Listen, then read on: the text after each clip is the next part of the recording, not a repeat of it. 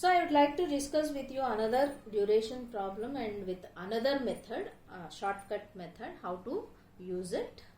Okay, just go with the problem. Calculate the duration for bond A and bond B with 7% and 8% coupons having a maturity period of 4 years. The face value of the bonds are 1000 and both the bonds are yielding 6%. Which one is advisable and why? So you need to step into the shoes of a financial manager or financial executive and then you have to give up the answer. So here 7% is coupon rate of bond A and 8% is the coupon rate of bond B, that is interest rate I rate. Number of years to maturity is 4 years and face value of the bond is 1000 rupees, whereas they are yielding 6%. So KD is equals to 6%. So duration is equals to, this is another formula, shortcut method, just keep IR, that is interest rate, into 1 plus KD into present value interest factor for annuity KD comma N plus number of years to maturity into KD minus interest rate, that is YTM, required rate of return minus interest, into PVIF KD comma N by the weighted average reason IR, interest rate plus KD minus IR into PVIF KD comma N. So this is very easy method. Just we need to understand the rates.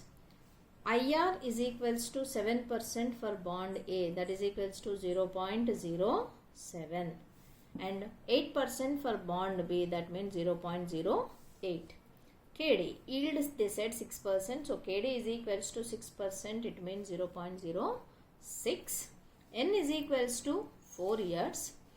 PVIFA 6% 4 years, its table value is 3.465. PVIF 6% 4 years and its table value is 0.792. So I have collected all the data. Now simply I am applying the data here. So please follow BODMAS rules. Only where you commit mistake here is in adding, subtracting and multiplying. So listen, IR for bond A is equals to 0.07 into 1 plus KD 0.06, PVIFA 6%, 4 years, its value is 3.465 plus n number of years maturity, that is 4 years, 0.06 KD minus I 0.07, PVIF 6% 4 years, its value is 0.792. So I have substituted the values. So by substituting all these values, I got 0.07 into 1.06 into 3.465 is equals to 0.257103. Next 4 into 0.06 minus 0.07, that is minus 0.01 into 4, that is minus 0.04 into 0.792. So that divided by 0.07 minus 0.00792, as it is a minus, we got a minus value here.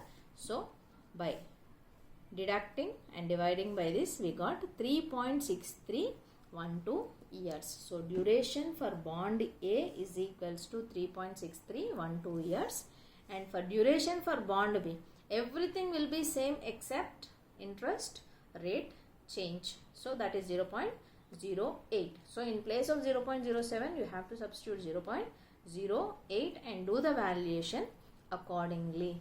Then you got 3.592 years. So the question says that, so we got our bond durations.